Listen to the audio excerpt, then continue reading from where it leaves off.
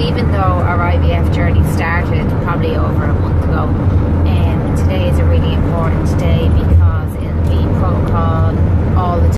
I'm just going to see if the sperm donor has anything to say today. To you, Mark. How are you feeling? I kept everything really, really quiet. I'd say about 5 to 10 people knew about my IVF journey when we were doing it. And this time we have decided to go public. So I'll give you an update on what's happening this week. I've tomorrow off from the clinic and I'm back in there Wednesday. Wednesday they'll introduce another injection. I'm going to break it down in English. So my follicles only grow to a certain stage. They need to grow to like 17 to actually become mature. Everything with IVF is day by day. You can't plan a week ahead. It all depends on the body and the meds. So Wednesday, please God, I'll be scanned and all. When I was going through IVF, I looked for someone to talk to or some support or even someone with knowledge, but everybody was like behind closed doors. So we're out of the Sims and we're on our way home. And first of all, I want to thank every single person this morning who took their time out to wish me good luck. It means, I know I was showing you in the scanning room what was going on, but now I'm going to tell you in actual English. So the follicles need to be at 17 for egg collection, and there is a few at that, but not all. So they're going to keep me on the medication for 3 days to build the rest up. What's really good this time is I've only 20 follicles, whereas last time I had 40, so we had to go for a freeze. So maybe, fingers crossed, we won't have to go for a freeze. My phone call from Dr. Luda, and my estrogen is absolutely perfect and it doesn't look like I've overstimulated. So I'm so excited! And girls, this is the first time that I've ever had a cycle that there's a possibility that the eggs aren't going to have to be frozen. I'm so happy. That's just generalising, girls, because that's if the eggs and the sperm fertilise and last. But going forward, it's looking... But it's been such good news and I'm so happy. I really, really am. So now we just have to take loads of drugs and then Tuesday go in and get my egg retrieval and then let the lab do the rest and say loads and loads of prayers that I have lovely fertilised eggs to go into me, and it'll be next Sunday then. That's another reason why IVF is so hard, because you've all the symptoms of being pregnant, but yet you're not pregnant yet. My boobs are really swollen and tender, and my belly is really swollen and tender, and I'm having really bad sweats at night, and I'm in a mode. Hey, so my bag's all packed. I've taken my last antibiotic, and I've just received the emails from the Sims and an email from the camera crew, basically going through what's going to happen tomorrow. So I have to be there at 9 o'clock. I'm fasting tonight from 12 to take my pain relief. There's going to be 2 filming in the lab, and there's going to be 2 filming in the theatre room with me. I'm really anxious tonight, lads. I'm really anxious because tomorrow happens, and then you have to find out how many eggs are in the follicles, and then you have to find out how many fertilise the sperm, and then you have to wait to see if you can bring them to day 5, and at any time you can have absolutely none. So this is my last chance and I'm going to give it 100%. There's nothing more I can do now, only let the doctors and the labs and the theatre and everything else do their job. So I'll see you all in the morning. I'm going to have an early night. Morning, we're en route to the Sims. We're nearly there. We have to be there for 9 o'clock to get the painkillers and stuff into me. I'm feeling good. We're just in the cubicle now, and we're going to wait for the nurse to come in and go through the protocol for theatre. Thank you so much.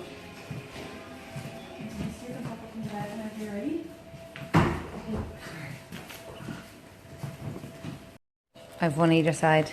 I've Kira here doing the blood pressure, and I've Dr. Catherine doing something else. I'll see you all in 2 hours.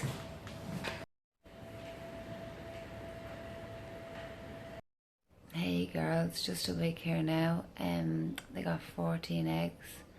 The doctor's going to be back in with me to talk about stuff in a few more minutes. I hope you're... 14 eggs, girls. 14! Just coming on just to show you my new protocol. So I'm still going to be taking my antibiotics, and I'm still going to be taking my Calexin injection.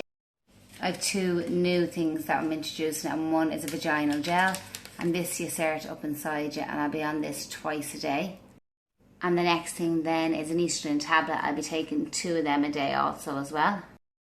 One of the doctors then phoned me from the Sims to let me know that 3 of them are of grade C, 2 of B, 2B and 1A. And I should be really excited because all I had was one with Beth, and I know one is all that it takes. So many thoughts are running through my head right now because I do know it only takes 1, but it just narrows your backup plan. Like, you've no backup.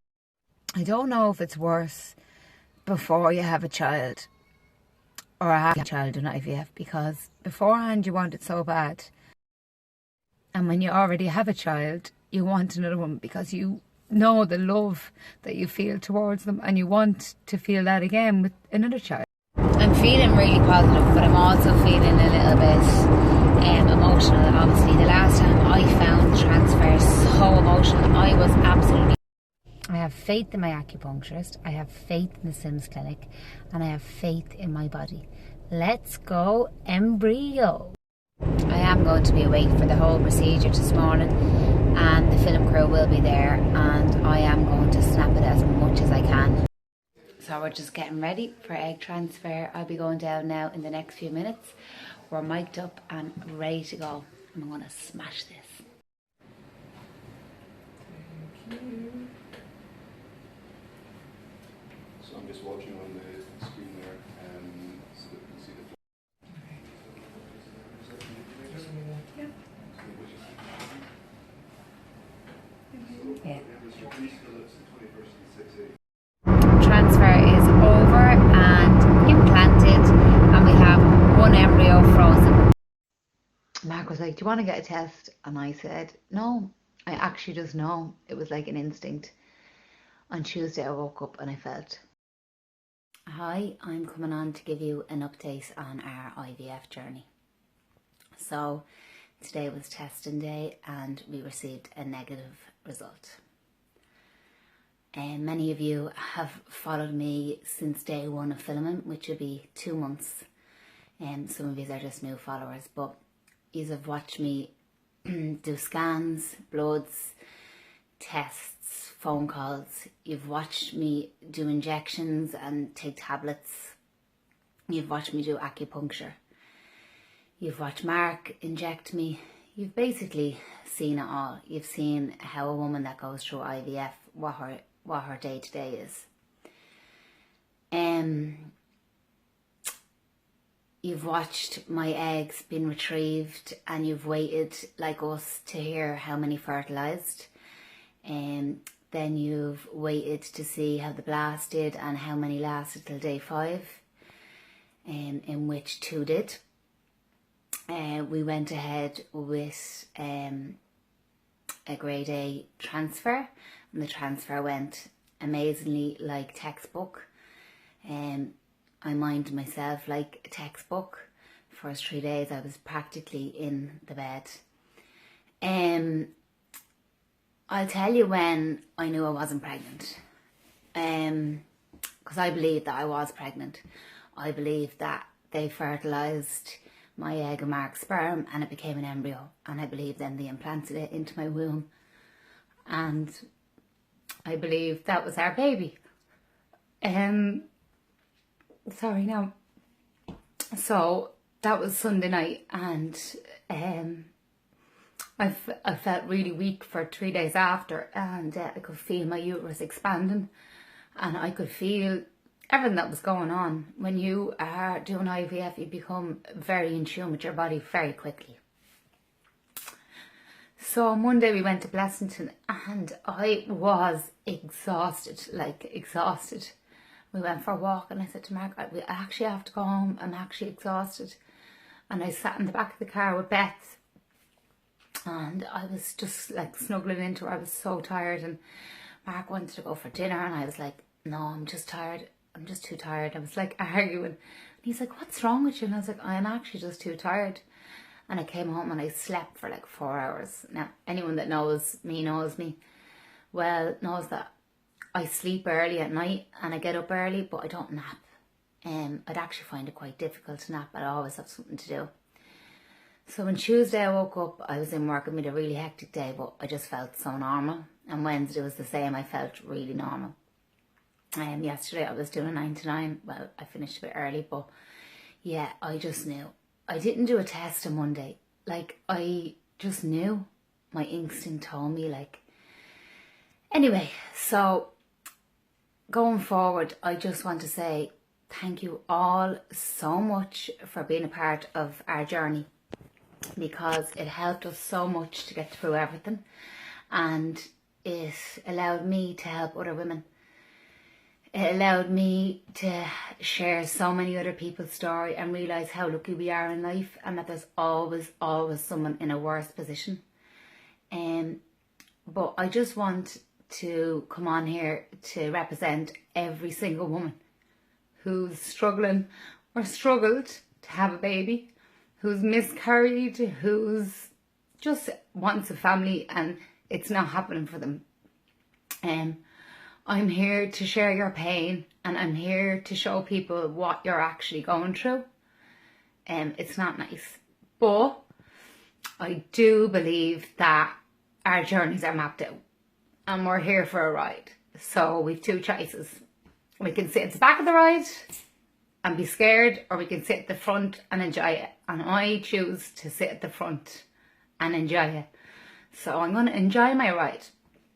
Today's obviously a bad day because the initial shock and everything else, but tomorrow will be a better day, and I definitely won't give up. Like, you have to remember that I had hundreds of this sort of negative tests, but I had 9 failed fertility treatments. So I've been here, I've probably been lower, and it would take a lot more to knock me down than this.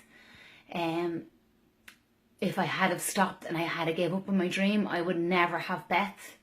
So I'll keep going, and we are so lucky that we have an embryo in freeze, so the whole protocol doesn't have to happen. It's a much shorter one. I'm sorry for the big long video, and thank you so much for listening. And I put up my Snapchat if anyone wants to come and snap me their journeys, or if they want to mail my Facebook page. It's $1 Million Baby, all one word, and my Snapchat is DPhillippa. It's DEPHILLIPA, and here's to representing all us IVF mamas.